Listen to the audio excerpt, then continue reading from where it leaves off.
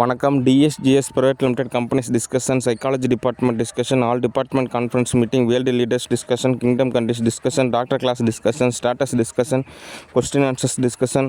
Okay, information, relax. Okay, முதலாவது government discussion. கவர்மெண்ட்டை பொறுத்த வரைக்கும் என்ன தகவல் அப்படின்னா, சேலம் மாவட்டம் பனமரத்துப்பட்டி இன்றைக்கு தேர் வீதி உலா. ஓகே, அதனால் எல்லோரும் ஒரு மகிழ்வான மனநிலையில் செலிப்ரேட். ஓகே, ஏன் அப்படின்னா வருஷம் திருவிழா. ஓகே, ஏதோ புதுசாக திருவிழா அப்படின்னா தான் பதட்டமாக இருக்கும், பரபரப்பாக இருக்கும். அதனால் பதட்டம் பரபரப்பு அப்படிலாம் தோதாகாது. ஓகே, அதனால் ரிலாக்ஸாக செலிப்ரேட். ஓகே, இதில் நிறையா உளவியல் ரீதியான நன்மையுமே இருக்குது. ஏன் அப்படின்னா ஒரு சாமியை அப்படியே நம்ம கூட்டிகிட்டு வர்றப்போ நிறைய நல்லது நடக்கும். ஓகே, அடுத்து கவர்மெண்ட்டை பொறுத்த வரைக்கும் நல்ல கவர்மெண்ட் அமைகிறப்போ நிறைய ஸ்பான்சர் கிடைக்கும். அப்படின்றப்போ இந்த தேர் இழுத்துட்டு வரக்கூடிய பகுதிகளில் இருக்கக்கூடிய அந்த டிச்சில் எல்லாமே கருங்கல்லை போட்டு நம்ம மூடிடலாம். ஏன் அப்படின்னா அப்போ தான் அந்த தேர் இழுத்துட்டு வர்றப்போ ஒரு பயம், பதட்டம், பரபரப்பு இருக்காது. ஏன் அப்படின்னா நிறையா டைம் தேர் இழுத்துட்டு வர்றப்போ சக்கரை வந்து டிச்சில் மாட்டிக்கும், அதுக்கப்புறம் யானை வந்து தூக்கிட்டு போகும், நிறைய இஷ்யூ இருக்கும். ஆனால் இப்போ ஓரளவு வசதி ஏற்படுத்தியிருக்காங்க. ஆனால் இருந்தாலும் இந்த வசதியெல்லாம் பத்தாது, இன்னும் கொஞ்சம் நல்லா வசதி ஏற்படுத்தணும். ஓகே, அடுத்த நிகழ்வில் நம்ம ஓரளவு எல்லாமே வசதி எல்லாமே அமைச்சிட்டோம் அப்படின்னா திருவிழா அப்படின்றது நமக்கு ஒரு நன்னிகழ்வாக அமையும். ஓகே, அடுத்து நான் போதுமான அளவு தொகை கொடுத்துருக்கேன். ரியாலிட்டியாக கேஷ் கிடைக்கிறப்போ ஒவ்வொன்றா தோதாகும். ஓகே, அவசரப்படாதீங்க. ஓகே, சரி, அடுத்த தகவல் JM group companies discussion. Okay, கம்பெனியை பொறுத்த வரைக்கும் என்ன தகவல் அப்படின்னா, நான் ஒரு லிஸ்ட்டு வச்சுருக்கேன். ஓகே, இந்த மாதிரி ஜேஎம் குரூப் கம்பெனிஸில் இவ்வளோ எலக்ட்ரானிக்ஸ் கம்பெனி இருக்குது, ஜேஎம் குரூப் கம்பெனிஸில் இவ்வளோ மெக்கானிக் கம்பெனிஸ் இருக்குது, ஜேஎம் குரூப் கம்பெனிஸில் இவ்வளோ எஃப்எம்சிஜி கம்பெனி இருக்குது அப்படின்ற எல்லாமே நான் ஒரு லிஸ்ட் எடுத்து யூடியூப்பில் அப்லோட் பண்ணுறேன். ஓகே, ஏன்னா நமக்கு முதல்ல ஒரு லிஸ்ட்டு தேவைப்படுது, ஒரு யூனிட்டி தேவைப்படுது. ஓகே, அதுக்கப்புறம் யார் யாருக்கு எவ்வளோ தொகை தேவைப்படுதுன்னு சொல்லிட்டு நம்ம அதை கொடுக்கலாம். அதுக்கப்புறம் எல்லாமே நம்ம ஒரு ஆர்கனைசேஷனாக உருவாக்கணும். ஓகே, அதுக்கப்புறம் நம்ம புது கம்பெனி அப்படின்றது தோதாகும். ஓகே, அப்படின்றப்போ எல்லாருக்கும் ஓரளவு இப்போ இருக்கிறத விட இன்னும் ஒரு படி உயர்வாக பொருளாதார நிலை அப்படின்றது மேம்படையும். ஓகே, அதனால் பொறுமையாக காத்துருங்க, நானே கூப்பிட்றேன். ஓகே, அடுத்து ஸ்டூடியோ டிஸ்கஷன். ஸ்டூடியோ பொறுத்த வரைக்கும் என்ன தகவல் அப்படின்னா, ஒரு டைரக்டராக நான் சொல்கிறது தெளிவான எதனா பொறுமையாக கேட்டுக்குங்க. ஒவ்வொருத்தருக்கும் ஒரு தொழில் இருக்கும். எனக்கு நிறையா தொழில் இருக்குது, ஆனாலும் கலைத்துறையும் ஒரு தொழில் தான். ஓகே, ஆனால் யதார்த்த ரீதியாக என்ன எரர் அப்படின்னா, நீங்கள் கலைத்துறை அப்படின்றது, அந்த தியேட்டர் அப்படின்றது, படப்பிடிப்பு அப்படின்றது, மூவி புக்கிங் அப்படின்றதெல்லாம் நீங்கள் ரொம்ப அப்படியே காம்ப்ளிகேட்டட் தியரி மாதிரி நீங்கள் நினச்சிக்காதீங்க. ஒரு தெருவில் நாடக கூத்து போடுற மாதிரி, அவ்வளோதான் கான்செப்ட்டு. இத்தனை மணிக்கு நாடகம், இத்தனை பேர் நடிக்கிறாங்க, இத்தனை பேர் வந்து பார்க்குறாங்க. ஓகே, நடிக்கிறவங்களுக்கெல்லாம் ஒரு காசு. ஓகே, அவ்வளோதான் கான்செப்ட்டு. ஓகே, ஆனால் இதில் என்ன, நம்ம ஒரு மூவி புக் பண்ணதானே சில பேர் வந்துட்டு என்னையும் புக் பண்ணுங்க, நானும் வரம்பாங்க. ஆனால் அது தகுந்த மாதிரி தன்னை தயார்படுத்திக்கணும் அப்படின்ற அந்த தகுதி நிலையை பற்றி அவங்க புரிஞ்சிக்கவே மாட்டேங்கிறாங்க. ஓகே, ஏன் அப்படின்னா இப்போது ஆக்டர் ரஜினிகாந்த் என்கின்ற லதா ரஜினிகாந்த் ஒரு மூவியில் புக் பண்ணோம்னா நம்ம தனியாக மேக்கப்புக்கு மட்டுமே அதிகமாக செலவு பண்ணணும். அது இல்லாமல் விஎஃப்எக்ஸு, எக்கச்சக்கமான அனிமேஷன்ஸுக்கே நம்ம தனியாக காசு செலவு பண்ணணும். ஏன் அப்படின்னா அவர் அந்தளவு தன்னை டேமேஜ் செஞ்சு வச்சுருக்காரு. ஓகே, அது அவருக்கே புரிய மாட்டேங்குது, நமக்கே சங்கட்டமாக தான் இருக்குது. நீங்கள் படத்துலேயும் நடிக்க வேணாங்க, உங்களுக்கு காசு வேணும்னா கொடுத்துட்றாங்க. அது போட்டி போடுறாரு, கமலஹாசன் நடிக்கிறாருல்ல, நானும் நடிக்கிறேன். என்ன இப்போ யார் கேட்குறா? கர்நாடகனா தான் கொஞ்சம் தயக்கமாக இருக்கும், தமிழ்நாடு தானே ஆல்ரெடி வறுத்தெடுத்து வச்ச நாடு தானே, இன்னும் கொஞ்சம் வறுத்தெடுக்கலாம் அப்படின்னு அவர் நினைக்கிறாரு. ஆனால் அது தோதாகாது. ஓகே, ஏன் அப்படின்னா ஒரு நாகரிகமாக நடந்துக்கணும்.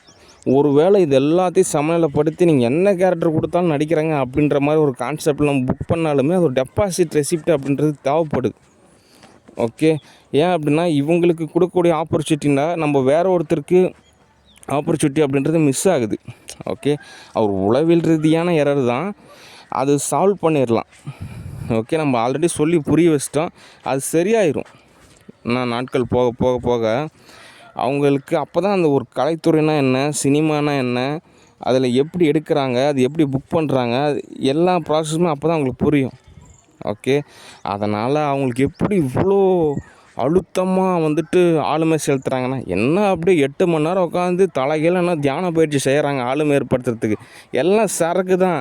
சரக்கு சாப்பிட்டுட்டு தன்னோட நிலையில் வந்து ஆளுமை வெளிப்படுத்துகிறாங்க. அந்த சரக்குலாம் காலையில் எழுந்திரிச்சா தெளிஞ்சு போயிடும். அதுக்கப்புறம் அவங்க அமைதியாக போயிடுவாங்க. அவ்வளோதான் கான்செப்ட்டு. ஓகே. அதனால் நானாக தோதாகிறப்ப கூப்பிடுவேன், மிங்கிள் ஆகக்கூடாது. ஓகே. அடுத்து இந்த சோப்பனாங்க கூட என்ன புக் பண்ணுங்க அதெல்லாம் புக் பண்ணுறதுன்றது தோதாகாது. அதெல்லாம் நேரில் வரணும். மெடிக்கல் ட்ரீட்மெண்ட் இருக்குது, டாக்டர் சர்டிஃபிகேட் வேணும். அதுக்கப்புறம் தான் ஒரு 6 மாதத்துக்கு அப்புறம் தான் என்ன ஏதுன்னு தோது பார்த்து நம்ம அதுக்கப்புறம் தான் புக் பண்ணுறது தான் தோதாகும். ஓகே. அடுத்து ஸ்டூடியோவிலே நிறையா உளவியல் ரீதியான ஒரு கொஸ்டின்ஸ் எல்லாமே இருக்குது. ஆனால் இதுக்கு என்ன ஒரு தீர்வு அப்படின்னா, இப்போது நீங்கள் யதார்த்த ரீதியாக ஸ்கூல்லே சொல்லிக் கொடுப்பாங்க, மனவளை கலை அப்படிம்பாங்க. இந்த மனவளை கலை மன்றம் அப்படின்னு சொல்லிட்டு வேதாந்த மகரிஷி ஒருத்தர் அமைச்சிருக்காரு. ஓகே. இப்போ அதாவது நான் உங்கள்கிட்ட ஒரு ஃபார்ம் கொடுக்குறேன்னு வச்சுங்க, இந்த ஃபார்மை வந்து ஃபில்லப் பண்ணுங்க அப்படின்றேன். நீங்கள் உங்களுக்கு முதல்ல எழுத படிக்க தெரியணும். அப்போ தான் இந்த ஃபார்ம் வந்து ஃபில்லப் பண்ணவே தெரியும். ஓகே. அதே மாதிரி தான் இந்த மனசு அப்படின்றதுக்கான ஒரு கல்வி இருக்குது. அதை கற்றுக்கிட்டால் மட்டும்தான் மனம் சார்ந்த நிகழ்வுக்கு எல்லாமே தீர்வு அப்படின்றது தோதாகும். ஓகே. சத்குரு அவர் சொல்லுவார், மனம் அப்படின்றது ஒரு இடைவெளி தேவை அப்படின்னு. ஆமாம், நிச்சயமாக தேவை. அந்த இடைவெளி இருக்கிறவங்களால மட்டும்தான் அந்த மனம் சார்ந்த நிகழ்வுக்கு எல்லாமே ஒரு தீர்வு அப்படின்றது தோதாகும். ஓகே. உளவியல் ரீதியான தீர்வு தான். ஓகே. அதை நம்ம சால்வ் பண்ணலாம். ஓகே. அந்த வகையில் அந்த சைக்காலஜி டிபார்ட்மெண்ட்டில் ஒர்க் செய்யக்கூடிய உமா எந்த எதிர்பார்ப்புமே இல்லாமல் ஒரு ஒர்க் பண்ணுறாங்க. அவங்களுக்கு ஒரு கேஷ், ஓகே, ஒரு சேல்ரி மாதிரி கூட நீங்கள் வாங்கிக்கலாம். ஓகே. ஏன்னா எப்போவுமே வேலை செய்கிறாங்க. அதனால் மந்த் ஆனால் உங்களுக்கு ஒரு 5 lakhs தற்சமயம் உங்களுக்கு ஸ்பெஷல் போனஸாக ஒரு 5 lakhs லா. ஓகே. அடுத்து ரகுராம் ஃபாதர், காந்தி நகர், பனமரத்துப்பட்டி அப்படி ஒரு நபர் இருக்கிற ஒரு நல்ல ஒரு ஊழியக்காரர் தான்.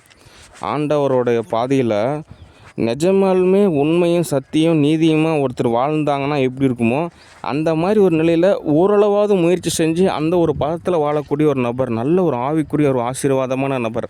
ஆனால் அவர்கிட்ட அந்தளவுக்கு பொருளாதாரம் இருக்குது, அந்தளவுக்கு சபை இருக்குது, அந்தளவுக்கு கூட்டம் இருக்குது அப்படின்னு கேட்டால் அப்படிலாம் கிடையாது. ஆனால் இருந்தாலும் ஒரு தரமான நபர். ஆனால் அவரோட நிலையில் சில உளவியல் ரீதியான பயிற்சியும் தேவைப்படுது. அந்த வகையில் சில விதமான எரர் இருக்கும். அந்த எரர் எல்லாமே சால்வ் பண்ணலாம். ஓகே. அதனால் ஒரு நல்ல நபர் தான். இருந்தாலும் பொறுமையாக காத்துருங்க. நானாக தோதாகிறப்ப கூப்பிட்றேன். ஓகே. அவருக்கு வந்துட்டு பார்த்திங்கன்னா ஸ்பெஷல் போனஸ், ஸ்பெஷல் செக்குன்னே சொல்லலாம். ஓகே. 5 lakhs லா. ஓகே. சரி, நான் இப்படி சொல்கிறது எல்லாமே நீங்கள் ஒரு நோட்டில் எழுதி வச்சுக்கணும். ஓகே. மறந்துடக்கூடாது. ஓகே. சரி, அடுத்த தகவல், ஈஷா ஃபவுண்டேஷன் டிஸ்கஷன். ஈஷா ஃபவுண்டேஷனை பொறுத்த வரைக்கும் நம்ம டிஸ்கஷன் அப்படின்றது மிகவும் அவசியம். ஓகே. அந்த வகையில் நம்ம ஒவ்வொரு கேள்விக்காக பதில் சொல்கிறப்பே தீர்வு கிடைக்கும். ஓகே. முதலாவது என்ன எரர் அப்படின்றத நம்ம டிஸ்கஷன் பண்ணணும். ஓகே. முதலாவது சத்குரு ஜக்கி வாசுதேவ் அவர் வந்து ஆசிரமத்தை ஆரம்பிக்கிறப்போ முதலாவது ஒரு தியானலிங்க கோவில் கட்டினார். அதுக்கப்புறமே அவர் சொல்லிட்டார், இல்லைங்க எனக்கு டைம் முடிஞ்சு போச்சு, வந்த வேலையும் முடிஞ்சு போச்சு, நான் கிளம்புறேங்க அப்படின்ட்டு. அப்படி ஆனாலும் அங்கே இருந்த நபர் எல்லாமே நீங்கள் இன்னும் நிறையா பயிற்சி சொல்லிக் கொடுக்கணும், நிறையா விதத்தில் எங்களுக்கு தோது செஞ்சு கொடுங்க அப்படின்ற ஒரு நிலையில் அவர் நிறையா விஷயம் தோது செஞ்சு கொடுத்தாரு. ஓகே. சரி, அந்த வகையில் சில ஆக்டிவிட்டீஸ்லாம் இருக்குது. எல்லாருக்கும் வேலை இருக்குது. ஓகே. ஆசிரமத்தை பொறுத்த வரைக்கும் யார் யாருக்கு என்னென்ன வேலை அப்படின்றத நான் உங்களுக்கு தெளிவாக சொல்லிடுறேன். ஓகே.